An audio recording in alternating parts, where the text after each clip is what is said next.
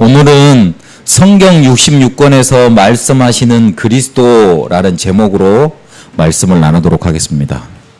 성경 66권에서 뭘 말씀하시느냐? 오늘 요한복음 5장 39절을 읽었는데 성경에서 영생을 얻는 줄 생각하고, 그러니까 우리가 다들 생각이 있지 않습니까? 그러니까 성경을 볼 때 무슨 생각을 하냐면, 내 문제 그리고 내 어려움, 성경에 답이 있을 거야. 내 문제를 해결하는 길이, 그리고 내 고민과 갈등을 해결하는 길이 성경에 있을 거야. 그리고 성경을 보는 거죠. 그래서 성경을 자꾸 연구하고 보고 그러는데 잘 모르잖아요. 그런데 그 결론이 뭐냐면 성경이 곧 내게 대하여, 내라는 말은 아까 예수 그리스도라고 말씀을 드렸죠. 예수님에 대해서 증언하는 것이니라. 예수님이 직접 풀이를 해 주셨습니다. 그 성경을 볼 때 뭐가 잘 깨달아져야 되느냐? 예수님이 잘 깨달아져야 됩니다. 성경에 혹시 모르는 말 나오고 애매한 개념이 나오고 이건 이상하다 싶으면 뭘로 연결해 보면 되느냐? 예수님하고 연결해 보면 됩니다. 그러면 딱 답이 나옵니다. 수학의 주관식 푸는데 시험 볼 거 아니야. 주관식 푸는데 답을 잘 모르잖아. 그럼 답이 뭔 줄 알아? 대부분 0이다. 0 아니면 1 아니면 마이너스 1이다. 근데 그렇게 해도 잘 비껴가는 사람들 많더라고요. 나도 많이 비껴갔는데. 여하튼 성경에 애매한 게 많이 나온다. 우리 인생에 애매한 문제가 많다. 답이 뭐겠어요? 그리스도입니다. 예수 그리스도. 그래서 오늘부터 해서 이제 두 주마다 한 번씩 이렇게 보시겠죠. 그럼 다음 주는 뭘 보겠어요? 다다음 주에는 창세기에서 말씀하시는 그리스도 이렇게 보겠죠. 그래서 쭉 해가 성경 66권은 계시록에서 말씀하시는 그리스도까지 쭉 나가보려고 그럽니다. 우리가 성경에서 그리스도를 찾으며 그리스도를 우리 마음에 담으면 어떤 일이 일어나는지 그걸 한번 체험해 보려고 그럽니다. 그러면 성경은 과연 어떻게 만들어진 책이냐 한번 생각을 해봐야 되겠습니다. 그걸 보고 일반 상식 그러는데 성경에 이렇게 몇 권이고 몇 년 전에 기록되어 있고 그건 알아야 될 거 아닙니까? 누가 기록했고 이런 건 알아야 될 거 아니에요? 그래서 그 종이 보시면서 말씀을 들으세요. 내용이 오늘 많아요. 저번 주에 하나만 설명하다 보니까 50분 이상을 설교를 했어요. 많더라고요. 성경 전체에 대해서 지금 말씀드리는 겁니다. 성경은 66권으로 되어 있습니다. 처음 하는 사실은 아니죠. 우리 랩런트들. 그러면 구약은 39권, 신약은요? 27권. 합해서 66권. 그렇게 되어 있습니다. 그러니까 성경 전체가 한 책이 아니고 66개의 책이 모여서 합해진 거예요. 합해진 거예요. 옛날에는 모세 오경 그래가지고 책이 5개밖에 없었어요. 그거를 이스라엘 사람들은 성경이라고 여겼어요. 딱 이렇게. 그래서 구약에는 39권이 있고 신약에는 27권이 있어요. 그래서 합해서 66권이 돼 있어요. 다 아실 거고. 그리고 기록되어 있는데 지금 이거는 우리나라 한국말로 번역되어 있고 또 그 성경 어플 가면 또 베트남말로 번역이 돼 있잖아요. 원래 쓰여지기는 히브리 말, 유대인이 쓰는 말, 그리고 헬라 말, 그 유대인이 신약 시대에 썼던 언어, 쉽게 말해 그리스 언어, 그리고 아람어는 아람 나라 사람들한테 지배를 당했으니까 우리가 한국이 예전에 어딥니까? 일본의 지배를 받을 때 다 일본만 썼잖아요. 그런 것처럼 그렇게 아람어를 썼어요. 그래서 예수님도 하는 말씀 중에 아람어로 하신 말씀이 있어요. 그래서 3개국어가 이렇게 써져가지고 성경이 기록되어 있습니다. 그러면 몇 명이 이렇게 기록을 했느냐? 34명에서 36명이 기록을 했다. 이렇게 말을 하고 있습니다. 34명에서 왜 36명이냐? 딱 34명, 딱 36명 끊어야지. 이게 오래된 책이다 보니까 어떤 책은 역사학자들이 바울이 지었다. 그리고 어떤 사람들은 아니다. 바울의 제자들이 지었다. 이렇게 논쟁거리가 있고 싸우는 그런 책들이 있어요. 그래서 딱 이렇게 몇 명 특정하지 못하는 거예요. 그걸 다 포함을 해서 34명, 36명 그렇게 말을 합니다. 이사야서도 66장까지 있지만 이사야서도 66장이에요. 6장까지 있지만 60 몇 장까지는 이사야가 지었다. 그 뒤는 또 이사야가 안 지었다. 그런 말이 있어요. 그렇기 때문에 많은 논쟁거리가 있기 때문에 34명에서 36명이 지었다. 이렇게 말을 합니다. 그런데 일관되게 이게 쭉 많은 사람들이 지어놓으면 각각 사람들이 말을 지금 우리가 지금 이렇게 별로 없지만 말을 해보면 다 말이 틀리잖아요. 그런데 34명에서 36명이라는 저자가 딱 또 한 가지 말을 해요. 무슨 말을 하겠어요? 예수님이 오실 것이다. 그리스도가 오실 것이다. 그분이 실제로 오셔서 우리의 구원자가 되셨다. 자, 계속 말하는 겁니다. 그러면 이 성경이 몇 년 동안 기록이 되어 있느냐? 1600년 동안 기록이 되었습니다. 구약이 1500년 정도 시간에 걸쳐서 기록이 됐고, 그리고 신약이 예수님 오셔서 이렇게 사도들이 이렇게 활동할 때까지 계시록까지 해서 한 100년 정도 기간이 됩니다. 그래서 합해서 1600년 정도 걸쳐서 기록이 된 겁니다. 예전에는 다 이거 책 하나씩 따로 있었어요. 창세기, 출애굽기, 사도행전. 그리고 예전에는 우리 같이 이렇게 종이로 책이 만들어진 게 아니잖아요. 우리 베트남도 사극 좋아하잖아요. 사극에 보면 옛날 중국 사람들 그러니까 좋은 황제가 내리는 이렇게 명령문에 보면 비단에다가 적고 아니면은 그 대나무 이렇게 줄로 엮어가지고 거기다가 이렇게 붓으로 이렇게 그림 쓰고 그랬잖아요. 그거를 이렇게 많이 하다 보니까 하나 성경 만들려면 이렇게 컸죠. 뭐 중동 지방에는 그 당시 때 뭘 했냐면 양피지, 양 가죽을 벗겨가지고 거기다 글을 썼거든요. 그걸 편지로 주고 왔다 갔다 했거든. 그러니까 이 많은 내용을 양피지에다 적으려면 어떻게 양이 얼마나 되겠어. 이만한 거지. 사도행전 같은 경우는 이 방에 차고 넘치는 거죠. 이렇게. 돈도 많고. 그래서 1600년 동안 이렇게 그런 사람들 수고를 통해서 막 기록이 되었습니다.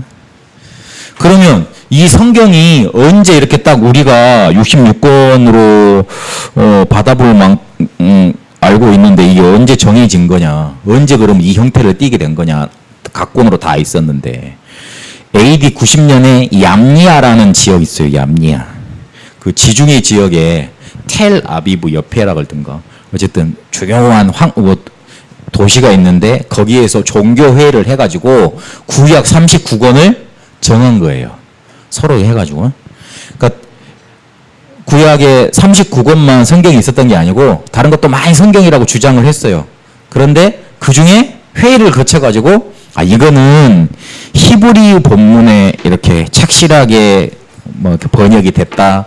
이거는 어떻게 이렇게 잘 우리한테 이렇게 전달이 되었다. 그래가지고 얌니아 회의에서 만들었고 397년에 AD 397년에 카르타고라는 지역에서 또 종교회의를 해가지고 신약을 27권을 만들어요. 딱 그래서 사람들이 잘 쓰고 있는 거 처음부터 전해져 내려오는 전달 그리고 아주 이상한 교리가 많이 섞여져 있는 건 다 빼버리고 예수님이 했던 말씀을 잘 보존하고 있는 그런 책들만 모아서 27권을 또 이렇게 만들었어요. 그래서 성경 66권이 완전하게 만들어진 때는 AD 397년 카르타고 회의 이후부터 이렇게 성경이 66권이 된 거예요. 그래서 우리한테 전달이 되어 왔습니다. 수많은 사람들이 이거를 하나님의 말씀이지 그래 잘 전달해야지 막 그렇게 노력을 해가지고 지금 우리에게까지 온 거예요. 한국에만 온 게 아니고 베트남도 이렇게 들어간 거예요.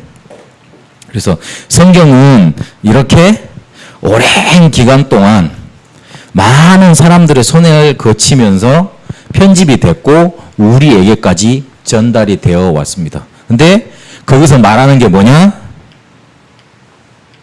요한복음 20장 31절에 보니까 하나님의 아들을 예수가 하나님의 아들이라는 거 그리고 그 하나님의 아들이 바로 그리스도라는 거 그리고 그 이름을 믿어서 영원한 생명을 얻도록 이 성경을 기록했다 그랬어요. 다시 한번 말씀드릴게요. 예수님이 하나님의 아들이시다. 그 하나님의 아들은 우리의 모든 문제 해결자 되는 그리스도다. 그 그리스도를 믿으면 우리는 구원받는다. 영원한 생명을 얻는다. 그런 목적으로 지어진 쓴 책이 뭐라고요? 성경이라고요. 성경에 옛날 얘기가 나오는 게 아니에요. 성경에 우리의 문제를 이거다라고 밝히고 그 문제 해결자 되는 그리스도에 대해서 말을 해요. 그 그리스도가 누구라고요? 하나님의 아들 예수님. 그거 말하게 하려고 성경을 기록하게 하셨어요. 그래서 요한복음 5장 39절 우리가 읽었습니다. 그 성경의 내용이 뭘 말을 하냐면 예수 그리스도에 대해서 말을 한다고 예수님이 직접 밝히셨어요.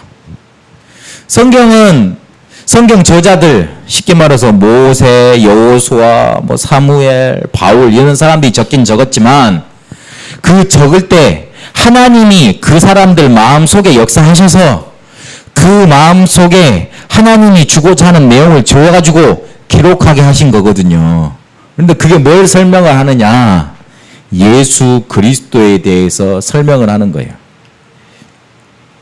그래서 구약은 오실 그리스도, 오시는 그리스도, 신약은 오신 그리스도, 올 사람, 온 사람, 온 그리스도, 올 그리스도에 대해서 말을 하는 겁니다. 구약 39권에는 자꾸 전쟁하고 재앙받고 멸망하는 그런 얘기밖에 없지만 결국은 뭘 말하느냐? 앞으로 이 구원자 그리스도가 오실 것이다. 신약은요? 예수님이 그 그리스도로 오셨다. 그 내용이에요. 그 전체를 알고 계셔야 돼요. 요한복음 8장 56절에 보니까 예수님께서 말씀을 하세요. 뭐라고 말을 했느냐? 아브라함이 너희들 조상 아브라함이 나를 믿고 구원을 받았다 그래요. 내가 누구죠? 예수님. 그러니까 그 말을 듣고 있던 이스라엘 사람들이 뭐라 그럽니까? 야, 인마, 네 나이가 몇이야?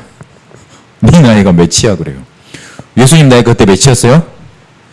30 조금 넘었어요. 근데 30 조금 넘은 사람이 아브라함은 누구지요? 이스라엘의 시조죠. 몇천 년 전 사람이잖아요. 근데 몇천 년 전 사람이 몇천 년 후에 태어날 후손 보고 구원을 받았다 그러니까 이스라엘 사람들이 이해가 안 가는 말이잖아요. 그래가지고 네 나이가 몇이냐 막 따져가지고 저게 미쳤나 돌았나 그래가지고 저거 정신병자 아니야 그러고 막 욕을 했어요. 그런데 그 말이 맞는 거예요. 아브라함이 이삭을 모리아 산에서 제사를 드리려고 그랬잖아요. 이삭을 묶어놓고 칼로 이삭을 죽이려고 그랬잖아요. 그때 하나님이 뭐라 그러세요? 멈춰라 그러잖아요. 그만하면 됐다 그러잖아요. 그리고 뭘 준비하셨어요? 순양. 모리아산 몰라요?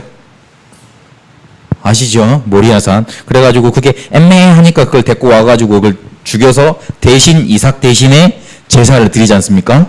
그래서 뭘 깨달아요? 아, 그렇구나.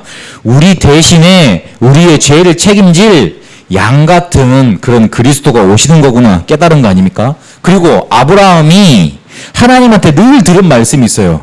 네 씨로 말미암아 대적의 문을 얻으리라. 네 씨로 말미암아 열방이 구원을 받으리라. 열방이 축복을 받으리라. 그 말을 계속 들었어요. 그 말은 내 후손을 통해서 뭔가 이 세상을 살릴 수 있는 그리스도께서 오시는구나. 이렇게 붙잡은 거예요. 그것 때문에 아브라함은 구원받았어요. 그 이야기를 예수님이 하신 거예요. 아브라함이 믿음이 좋았던 사람이라고 우리가 다 알고 있잖아요. 아브라함이 민족의 시조니까 이스라엘 내에서는 굉장히 이 사람을 높이는 분위기였을 거 아니에요. 그래서 대단한 사람이 아니고 다른 사람들은 다 못 알아듣는 그리스도를 아브라함은 알아들었던 거예요. 그러니까 하나님이 가나안으로 떠나라 그럴 때, 내가 지시할 땅으로 떠나라 그럴 때 다 버리고 떠나왔지. 시연아, 너 집 떠나서 딴 데로 가라 그러면 잘 갈 수 있니? 복잡지. 어디를 가야 되며 밥은 어떻게 해 먹어야 되며 복잡지. 그렇죠. 그럼 잘 생각을 해보세요. 자기 가족 식구를 다 데리고 떠나야 되는데 얼마나 복잡겠어. 그런데 아브라함 마음속에 뭔가가 확 들어온 거야. 아, 그렇지. 내가 여기서 우상 숭배하면서 귀신 섬기서 살면 더 이상 안 되겠구나. 여기서 빠져나올 수 있는 길을 하나님이 우리 선조 이야기를 듣다 보니까 그리스도로 메시아라고 그러는데 그 메시아 보낼 땅으로 나를 하나님이 보내시니까 나는 가야 되겠다. 그걸 믿은 거예요. 그랬으니까 갔지. 조금이라도 1%라도 그 믿음이 있었으니까 갔지.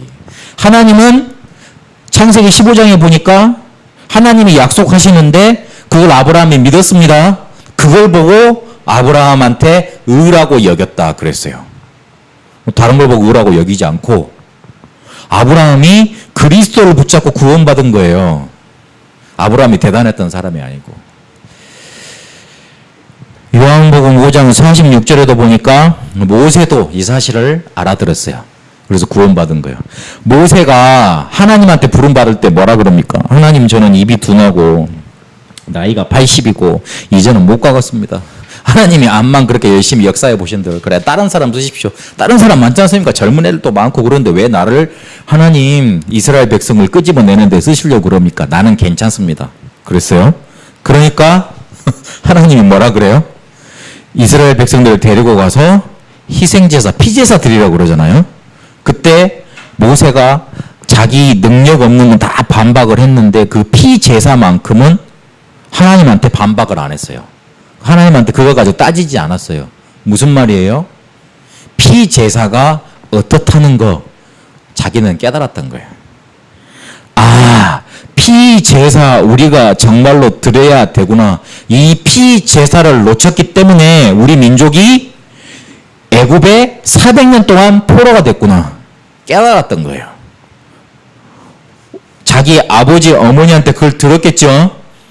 이거 어린 시간에 조금만 들었겠죠. 같이 있는 시간에. 그게 또 자기가 또 연구도 했겠죠. 전달이 됐던 거예요. 그래서 자기가 능력이 없고 자기가 나이가 많고 그거는 하나님께 막 뭔가 이렇게 막 못하겠다고 이렇게 막 변명을 했는데 단 한 가지는 변명을 안 했어요. 피제사는 변명을 안 했어요. 그래서 그거 붙잡고 예굽의 10가지 기적을 일으키고 가나안 백성을 40년 동안 끌어가지고 요단강 앞에까지 데려다 주지 않습니까? 신광야까지 데려다 주지 않습니까? 제가 군대에 있을 때 그 대대에 이렇게 군수장교 대리라 그래가지고 사람들 밥 먹이고 잠재우고 그 다음에 이렇게 뒤치다락거리 해주는 그런 직책을 했었어요. 대대에 보면은 한 사람이 500명 돼요. 시커먼 남자들은 500명이라. 집사님 군대 가봐서 알겠지만 그 엄마들 밥하는데 수고하지만 군대 가서 중현이 군대 가야 되잖아요. 우리 시현이도 군대 가야 되고 답답지. 그래. 미안하다. 나는 지금도 요즘 군대에도 전화 오거든. 가끔 전쟁 터지면 들어오세요 이러고. 아직까지 나이가 40대 되면서. 어?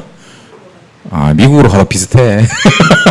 그런데 거기서 매일 500명 밥을 아침, 점심, 저녁 그리고 그 애들 그 군무 나가면 간식까지 줘야 되잖아요. 머리가 복잡해.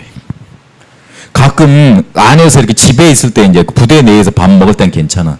밖으로 나가서 훈련할 때 밥 먹을 때 있잖아요. 그 밖에서 불 떼고 이렇게 막 하고 그러고 애들이 막 이렇게 막 다 돌아다니면 주먹밥 싸주고 그러잖아요. 진짜 복잡해. 500명 밥 먹이고 밥만 먹여요? 애들 물도 주고 뭐도 줘요? 옷도 입혀야 되고 잠도 재워야 되잖아요. 머리가 터져. 머리가 터질라 그래. 그런데 이스라엘 백성은 몇만 명이었어요? 200만 명. 200만 명. 200만 명이면 진짜 대단합니다. 이번에 WRC 갔는데 우리 그 2홀에서 밥 먹었거든요. 2홀에 몇천 명밖에 안 들어갔을 거예요. 그렇죠? 그런데 완전 힘들었어요. 그 첫날 남목사님이랑 우리 그 자리 잘못 잡아가지고 해필이면 사람들 지나가는 통로 있잖아. 거기다가 돗자리를 깔았네. 우리를 계속 밟고 지나가는 거예요. 밟고 지나가가지고 토장로님 남이 나중에 열받았는 거죠. 토장로님이 누구한테 열받아가지고 막 다니지 말라고 뭐 그랬는데 그래도 소용없어. 막 밀고 들어와. 200만도 아니고 그 100분의 1, 2만 명밖에 안 되는데 밥 먹는 거 쓰레기 어마어마하게 나오더만요. 그런데 모세는요, 그 200만 민족을요, 굶기지도 않고 목마르게 하지도 않고 그 다음에 나중에 보니까 신발이나 옷이 헤어지지 않았다 그랬어요. 조용히 데리고 가서 가나안 딱 입구까지 딱 데려다 줬어요. 뭐 하나 때문에요? 출애굽기 3장 18절에 피제사 제도로 깨달은 것 때문에. 신기해. 중현이 엄마 얘 키우려면 힘들 거 아니요. 그죠? 힘들죠? 말 잘 들어요? 잘 안 듣잖아. 더 안 들어 앞으로.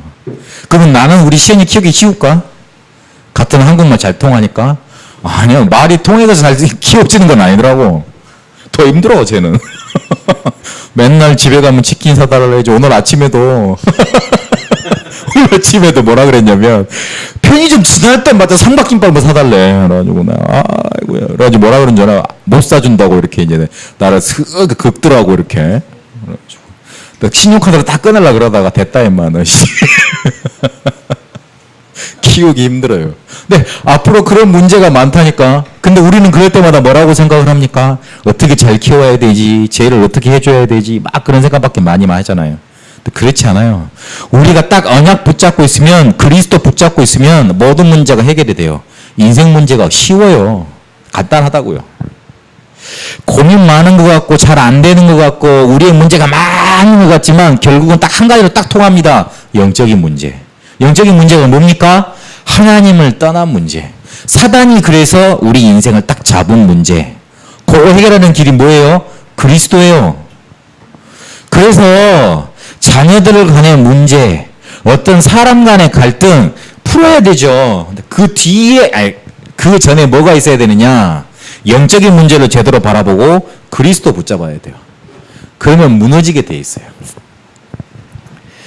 그래서 성경은 딴 데로 좀 빠졌습니다만 성경은 단 한 가지로 예수님이 그리스도라는 얘기를 주구장창 하고 계시는 겁니다.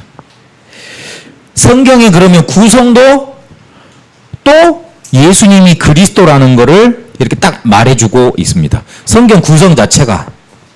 성경은 구약과 신약으로 구성이 돼 있죠. 그런데 잘 보시면 성경에 구약에 모세 오경이 있어요. 창세기, 출애굽기, 레위기, 민수기, 신명기. 그 모세 오경, 모세가 지은 5가지 책 그랬습니다. 거기서 뭘 많이 말을 하냐면 제사장 역할에 대해서 많이 말을 해요. 제사 드리는 거, 예배 드리는 거. 그리고 그 뒤에 여호수아부터 사사기부터 역대상하, 열왕기상하, 느헤미야 막 이런 얘기들이 나오죠. 이스라엘의 역사를 쭉 얘기하면서 뭘 말을 하느냐? 왕에 대해서 자꾸 말을 해요. 왕국 막 이렇게 막 말을 합니다. 그리고 그 뒤에 선지자들이 막 글을 썼어요. 선지자들이 글을 썼어요. 선지자들이 글을 써가지고 막 하나님의 말씀을 전달하고 예언하고 많이 하죠. 선지자에 대해서 많이 말을 했어요. 잘 보세요. 예수님이 그리스도로 3가지 일을 하셨죠. 제사장, 왕, 선지자.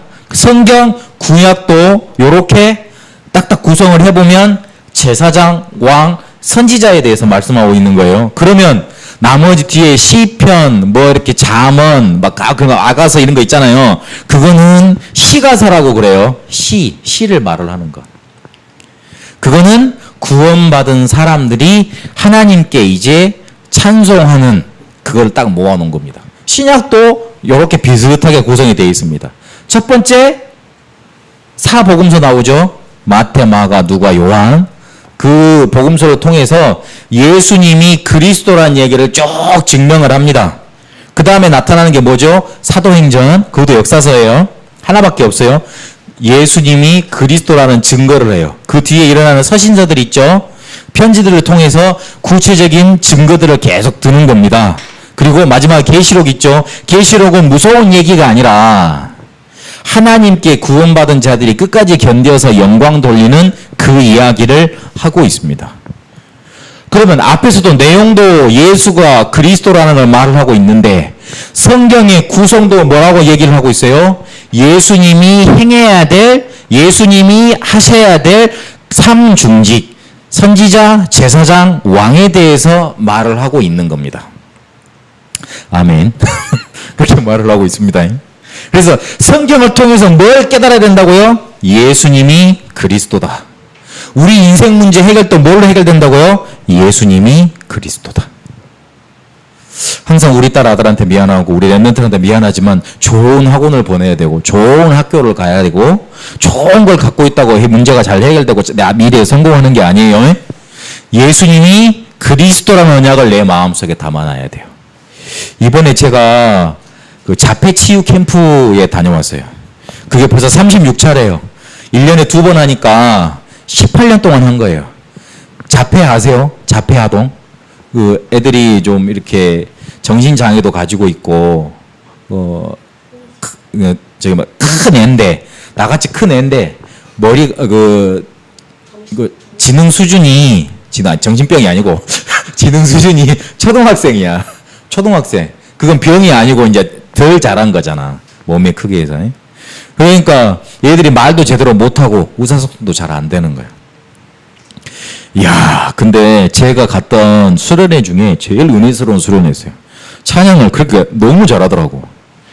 애들이 막 이렇게 그 책상 두드러 가면서 책상 두들고 박수 치고 어떤 애는 돌아다니고 그래가지고 그러면서 찬양하고 말씀 듣고 메시지 듣고 막 그렇게 하더라고요.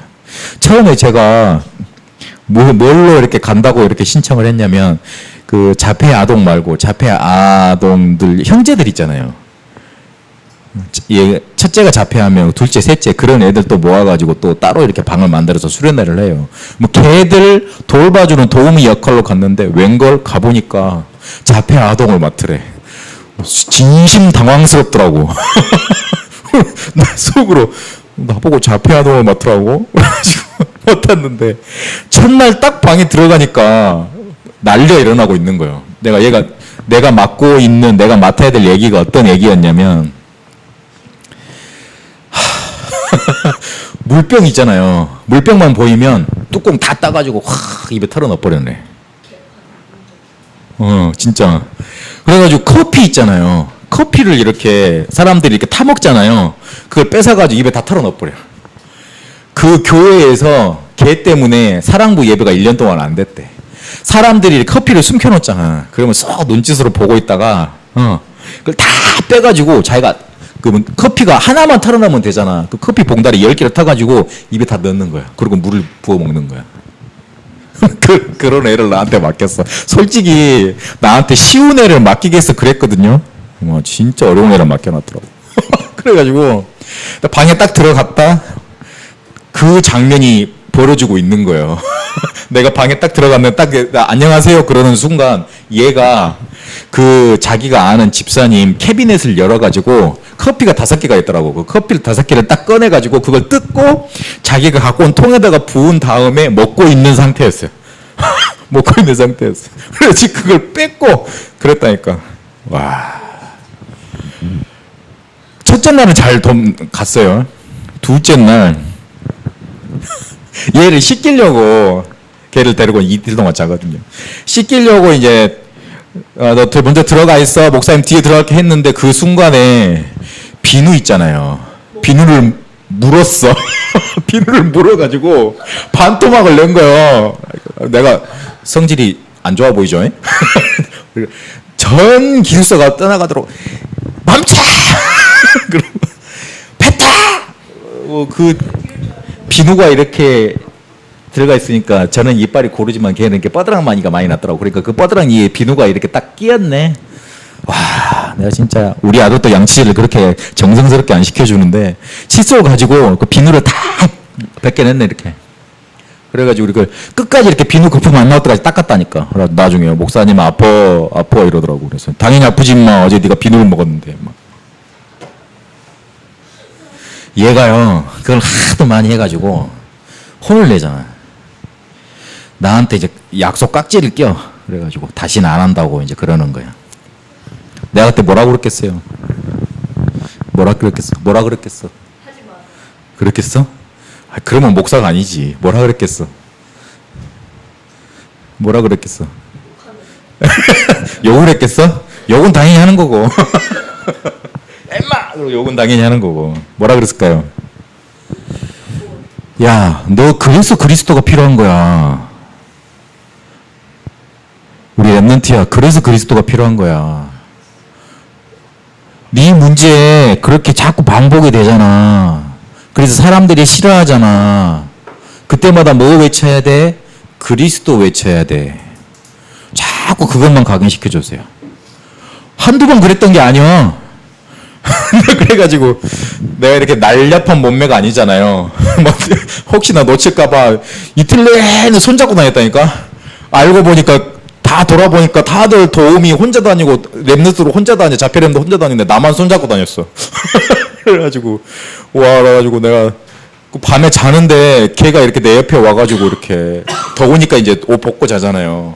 갑자기 내가 자고 있는데 뭐가 푹 내려와가지고 내 손을 툭 잡더니만 베개를 탁 펴. 알고 보니까 그 랩넌트였어. 내가 셋째 키운다고 생각을 했다니까 가서. 그래가지고 걔 실수할 때마다 그랬어요. 야, 너 그리스도가 그래서 그리스도가 필요하잖아. 그래, 다시 이 문제 반복할 거야. 괜찮아. 이 문제는 다시 올 거야. 괜찮아. 그런데 그때마다 뭐 불러야 돼? 그리스도 불러야 돼. 그리스도 붙잡아야 돼. 혹시 내가 잘못할 수 있어요. 혹시 내가 문제 당할 수 있어요. 근데 그때마다 누구 불러야 돼요? 그리스도 불러야 돼요. 혹시요, 남편이, 아들이, 딸이, 주변에는 동료가, 나쁜 사람들이 나를 어렵게 할 수 있어요. 근데 그때마다 뭐 불러야 돼요? 그리스도 불러야 돼요. 그리스도 잡아야 돼요. 우리 랩런트들 특히 더 그래요. 마음속에다가 앞으로 세상 살아가면서 갈등들 많다. 문제들 많다. 너무너무 많이 온다. 근데 그때마다 뭐 불러야 돼요? 그리스도 붙잡아야 돼요. 내가 그래서 그때는 그랬어요. 그 랩런트한테. 야, 우리 랩런트야, 너는 그리스도가 10개 필요하지? 근데 다른 일반 사람들은 하나밖에 안 필요해. 그러면 그리스도가 1개 필요한 사람하고 그리스도가 10개 필요한 사람하고 누가 더 축복이에요? 누가 더 축복이에요? 1개가 더 축복이야? 10개가 필요한 사람이 더 축복이지. 안 그래? 잘 생각해봐. 그리스도가 1 필요한 사람하고 그리스도가 10 필요한 사람하고 어떤 사람이 더 축복이에요? 그리스도가 10 필요한 사람이 더 축복이지. 근데 그리스도가 10 필요하려면 우리가 보기에는 저 사람이 좀 문제가 많다, 영적인 문제 있다, 갈등 많다, 망했다, 실패했다, 그 말을 들을 수 있어. 그러나 그게 영원하지 않아요. 그래서 우리는 그리스도 붙잡아야 돼요. 성경에서 말하는 것 자체가 그리스도예요.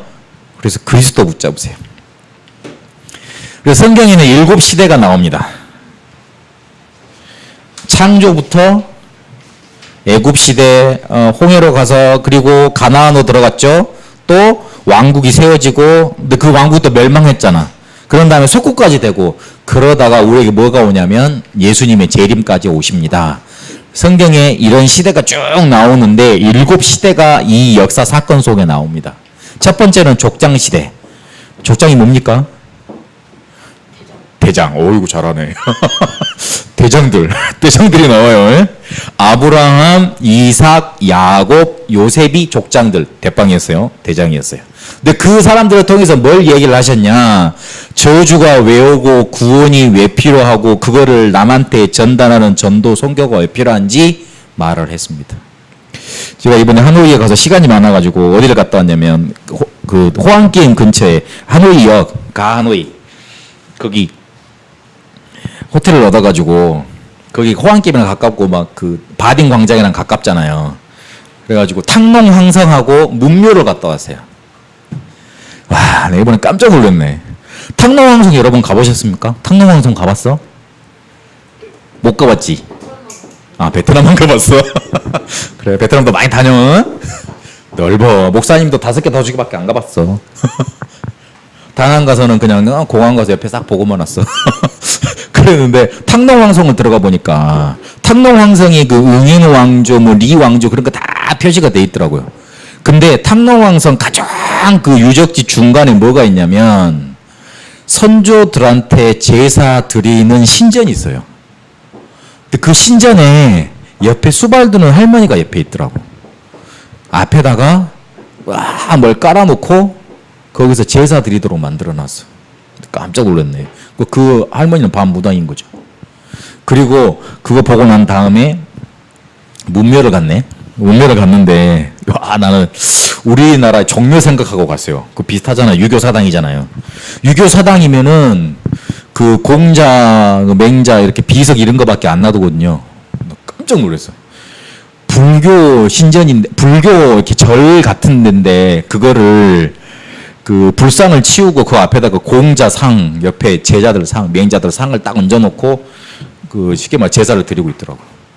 요만한 애가 그 앞에 가가지고 싹 절을 하는 거예요. 간절히 기도를 하더라고. 합장을 하고요. 그러고 난 다음에 싹 돌아섰는데 나하고 눈이 마주쳤어. 너무 저렇게 웃는 얼굴로, 여기 이쁜 애가 웃는 얼굴로 싹 하고 인사하고 가더라고. 마음속에 내가 뭔가 팍 꽃이 띠다. 하나님이 이 민족을 어떻게 해야 됩니까? 가장 중요한 곳에는 제사 드리는 신전이 있습니다. 집집마다, 가게마다, 들어가는 입구마다 미니 신전, 작은 신전을 만들어내서 거기다 갖다 놓습니다.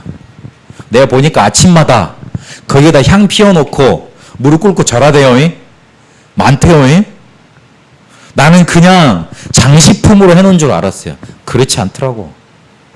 택시 다니면서 아침에 쭉 지나가면서 보니까, 길거리 지나가면서 보니까 직원들이, 사장들이 그 앞에 미니 신전에 향 꽂아놓고 불 키우고 기도하고 제사 드리더라고. 그게 없으면 위에다가 조상신을 섬기더라고. 좀 잘난 부자들은 건물을 올려가지고 그 위에다가 뭐 만들어요? 절 만들어놔요. 그렇죠? 그게 베트남이야. 그 민족을 어떻게 해야 됩니까? 베트남 민족을 도대체 어떻게 해야 됩니까? 그러면 그 제사 드리면 잘 삽니까? 안 그래요. 우리 집안이 증거예요. 저희 할머니가 불교 열심히 믿는 집안이었어요. 우리 외할머니 집안이 무당 집안이야. 점쟁이 집안이요. 완전히 망해버렸어요. 저는 우리 집안이 이렇게 아무 일 없이 잘 사는 거 되게 기적같이 살아요. 저희 맨날 얘만한 나이 때 맨날 내 드는 생각 속에 아빠 죽었으면 좋겠다, 엄마는 뭐만 불쌍하다, 할머니도 싫다, 우리 집안 왜 이렇게 저주받았냐, 맨날 그 생각하고 살았거든요.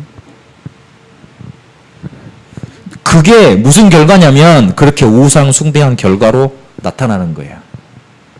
우리 집안이 그렇게 안 망해봤으면 모르겠는데 내가 맨날 가서 보는 게 그거잖아요. 그 민족을 어떻게 해야 됩니까? 누가 말을 안 해줘서 그런 거예요. 그러면 그 나라 사람들이 그렇게 일평생 동안 살다가 한국 나와서 그걸 안 하겠습니까? 똑같이 해요. 똑같이 한다니까. 교회만 다니는 게 문제입니까? 복음 전해줘야 돼요. 누가 그거 하면 실패한다고 말을 해줘야 돼요. 네 그렇게 우상 섬기고 잘 살다가 아무 생각 없이 살다가 사단한테 꽉 잡혀서 멸망받는다는 얘기를 누가 꼭 해줘야 돼요. 안 해줬으니까 그게 좋은 줄 알고 계속 섬기는 거 아니에요. 그래서 베트남 복음화 단순히 붙잡지 마시고 우리가 베트남 분들하고 같이 예배 드려서 그런다고 생각하지 말고 마음속에 딱 담아야 돼요. 아니 그 민족으로 어떻게 할 거예요? 말 안 해주면. 전도 선교가 그런 거예요. 사람들이 다 그 당시 사람들이 다 우상 숭배하고 있으니까 하나님이 애 같아서 그거 하면 안 된다고 그리스도 붙잡아야 된다고 한 가문을 끄집어냈는데 그게 아브람 가문이에요. 그 족장 시대. 그 뒤에 이걸 잃어버려서 다시 애굽에 노예됐어요. 그래서 아까 말했던 모세가 출애굽기 3장 18절에 피제사 붙잡습니다. 그러고 해방이 됐어요. 그런데요, 광야 가면서요, 이 사람들이 되게 어려울 거라 생각하고 오래 살아갔습니다. 그런데 광야를 어떻게 통과했어요? 언약궤 따라가면서 통과했어요. 언약궤에는 뭐가 들어있습니까? 뭐가 들어있습니까? 십계명 들어있죠. 그 다음에 만나당한 항아리, 아론의 싹난 지팡이. 아멘. 알았지 이제? 말씀, 하나님의 인도, 하나님의 능력, 이거를 나타내는 게 언약궤 안에 들어가 있어요. 그 언약궤가 가는 걸 따라서 이스라엘 백성이 같이 따라갔습니다. 무슨 말입니까? 우리의 인생길 광야길이에요. 힘들어요. 안 한다면 그 거짓말이에요.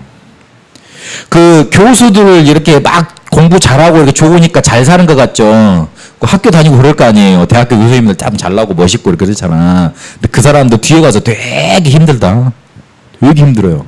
국회의원들, 정치인들 좋을 것 같죠? 더 힘들어요. 그러면은 돈 가지고 봅시다. 돈 잘 버는 사장님들 대단히 좋을 것 같죠? 아니, 더 힘들어요. 내가 어떤 사장님 만났는데 자기는 큰 기업이 아니니까 대기업들 상대로 해야 되니까 대기업들 과장들한테 굽신굽신하고 막 물골 기도하고 술도 사줘야 되고 맨날 자기는 교회 다니고 그래야 되는데 이렇게 막 토요일 밤 몇 시까지 술 꼬르꼬르 마시고 그러고 그다음에 교회 오고 그랬는데 너무 싫대. 그럼 남자들이 술 마시면은 술만 마시고 놉니까? 이상한 짓거리 다 하고 다니거든. 그걸 자기가 해야 된대. 기독교인으로서 그걸 못 하겠대. 네, 그랬어요. 열심히 하시라고. 괜찮다고. 괜찮으니까 딱 언약 붙잡고 술 안 먹고 되도록 딱 그게 되도록 딱 언약 붙잡으라고 그랬어요. 근데 그런 험한 세상을 우리가 살아가야 되고 얘를 또 살아가야 되고 어떻게 살아갈 거예요? 하나님이 우리를 이끌어 가시는 언약에 따라가야 돼요. 광야는요 그렇게 통과하는 거예요. 우리의 어려운 삶은요 하나님의 말씀 그리스도 쳐다보면서 통과하는 거예요. 이거 아멘 해야 되는데 아멘 해라. 아이고야. 그 다음에 무슨 시대가 일어나느냐? 사사시대. 사사시대에는요 그 이스라엘 동가해준 가나안 들어갔는데 가나안에 있는 모든 우상들을 꺾어버렸습니다. 그 다음에 왕정시대 태어났습니다. 그 왕정시대에는 선지자, 제사장, 왕 이 삼중직이 막 이렇게 잘 되던 시대인데 그래도 망해버렸어요. 포로가 돼버렸어요. 그래서 참된 구원자 메시아가 오셔야 되는 거예요. 로마 시대가 닥쳐왔는데 그리스도가 실제로 오셨어요. 그래서 성경의 역사를 쭉 통해서도 뭘 말해요? 예수님이 오셔야 되는 이유, 그리스도에 대해서 말을 하는 겁니다. 그러면 성경 목사님 그런데 우리 잘 들었는데 알겠는데 좋은데 그럼 그게 나하고 뭔 상관이에요? 지금도 나한테 그렇게 역사를 해요? 그리스도가 지금도 나한테 필요한 겁니까? 맞습니다. 히브리서 4장 12절에 보면 하나님의 말씀은 살았고 운동력이 있다 그랬어요. 살았고 운동력이 있다 그랬어요. 그 말은 무슨 말이냐? 살아있으면 힘이 있고 힘이 있으면 뭘 만들어내느냐? 일을 만들어냅니다. 에레미야 33장 1절에서 2절까지 보니까 일을 지어 성취하는 여호와, 일을 행하시는 여호와, 일을 지어 성취하는 여호와 그랬어요. 그 이름 여호와라 그랬어요. 우리가 살아있으면 힘이 있잖아요. 힘이 생기잖아요. 힘이 있으면 뭐예요? 일하러 다니죠. 그렇죠? 하나님의 말씀이 그렇대요. 하나님의 말씀이 죽은 말씀이 아니고 살아있대. 살아있으니까 힘이 있대. 그래서 그 말씀을 붙잡으면 우리 인생 속에 일이 일어나는 거예요. 그 말이에요. 시연이가 저렇게 날씬하잖아요. 어릴 때 통통했어요. 이뻤다니까. 배도 이렇게 막 이렇게 해가지고 내가 맨날 배 쓰다듬면서 그랬거든. 제가 지금 몸이 이래도 어릴 때 저랬습니다. 안 믿겨지시죠? 걱정된다니까. 제가 20년 뒤에 나 모습일까봐 이렇게. 근데 제가 낳은 지 얼마 안 된 것 같은데 우리 지연이도 낳은 지 얼마 안 된 것 같은데 벌써 이렇게 커서 자기가 학교 왔다 갔다 다니고 지가 밥 차려 먹고 막 그래요. 살아있으니까 힘이 있으니까 일이 계속 생기잖아요. 그렇죠. 죽은 시체는 일이 안 생겨요. 그렇지? 살아있는 거야. 일이 생기는 거야. 무슨 일이 생겨요? 디모데후서 3장 14절 17절에 보니까 우리가 하나님의 사람으로 살아갈 수 있도록 자꾸 하나님이 우리에게 응답하십니다. 그래서 우리 인생 가는 길 속에 교훈을 주시고 주의를 주시고 본을 주십니다. 그래서 우리 인생길을 자꾸 인도해 나가시는 거예요. 그래서 성경에서 말하는 그리스도 지금도 붙잡으면 우리가 가야 될 인생길이 쭉 뚫리는 거예요. 인생길이 자꾸 막히고 안 되죠. 그럴 때마다 뭐 붙잡으라고요? 그리스도 붙잡으세요. 지금부터는 성경을 계속 보도록 하겠습니다. 성경을 보면서 뭘 보느냐? 내 인생을 보고 내 삶을 보고 내가 가야 될 여정을 보세요. 뭘로요? 그리스도로. 요한복음 5장 39절에 있는 것처럼 성경은 그리스도에 대해서 쭉 말을 하고 있는 겁니다. 제가 그 성경 구절 적어드렸죠. 한번 다 찾아보세요. 다음 집에 가서. 그리고 이 그리스도를 전달하는 전도 관점으로 성경이 쓰여져 있습니다. 하나님의 일이 뭐냐? 믿는 거예요. 하나님의 일은 예수님을 그리스도라고 믿는 겁니다. 하나님의 뜻도 믿고 구원받는 겁니다. 하나님의 소원은 이 예수 그리스도를 믿고 다른 사람들이 다 구원받는 겁니다. 결국 하나님이 가장 원하시는 것은 우리가 그리스도를 믿는 걸 원하세요. 아멘. 렘넌트들 아멘. 니는 왜 아멘 안 하냐? 얘가 아니고 아멘. 근데 목사들이 왜 저러지? 전도 전달되는 거 하나님이 가장 원하십니다. 그리고 더 중요한 거, 그 일을 누가 할 거냐? 딴 사람이에요? 내가 하는 거예요. 그걸 보고 뭐라 그래요? 제자 그래요. 그 베트남 일용 용언 중에 제가 저번에 말씀드렸잖아요. 베트남 살릴 수 있도록 중현이를 택하시고 우리 B씨를 택하시고 T씨를 택하신 거예요. 딱 그거 생각 속에 담아야 돼요. 그래서 뭔 소리를 하더라도 딱 복음만 붙잡으세요. 하나님은 이사야 6장 8절에 있는 것처럼 이 복음을 전해야 되는데 우상숭배 많이 하는 민족인데 그 사람들한테 가서 그거 못하도록 막아야 되는데 그거 말할 사람을 찾고 계세요. 그래서 그 사람들만 나오면 함께 하겠다고 약속했습니다. 성경을 앞으로 이 관점으로 계속 풀어나갈 겁니다. 그러면 그걸 통해서 여러분 뭐만 붙잡으세요? 그리스도만 마음에 담으세요. 제가 자폐치유 캠프 가면서 이틀 동안 좀 힘들었어요. 첫날은 잠을 못 잤어. 얘가 첫날은 잠을 못 잤어. 생각해봐. 자고 있는데 갑자기 와가지고 내 팔을 쭉 끌어가지고 자기를 떡 팔베개를 하고 그다음에 자꾸 쓰다듬어 달래. 푸치질 해달래. 와, 내가 아들한테도 그렇게 안 해주는데 씨. 그래서 와, 이 시험이 힘들더라고. 나중에 무슨 생각이 들면 내가 나를 왜 불러가지고. 근데 마지막에 들면서 내가 무슨 마음의 결론이 났냐면 이건 내가 와야 되겠다. 내가 와야 되겠다. 다른 사람이 와서 너무 힘들겠다.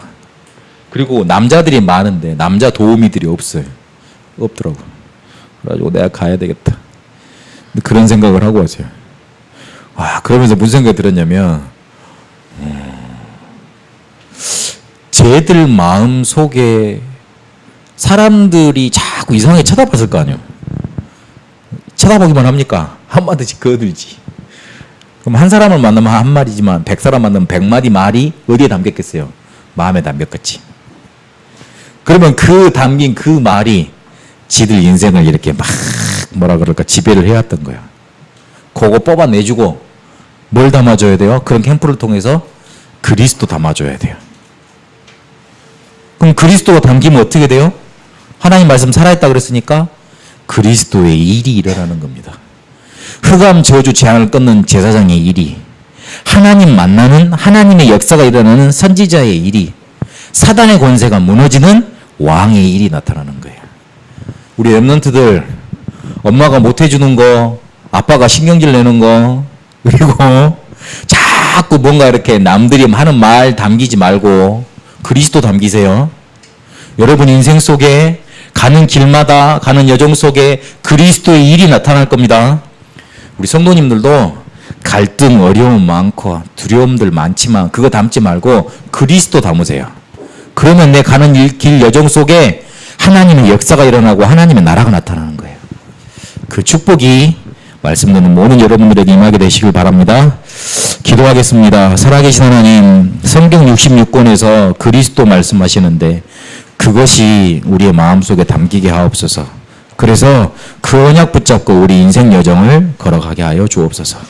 살아계신 우리 주 예수 그리스도 이름으로 기도합니다. 아멘.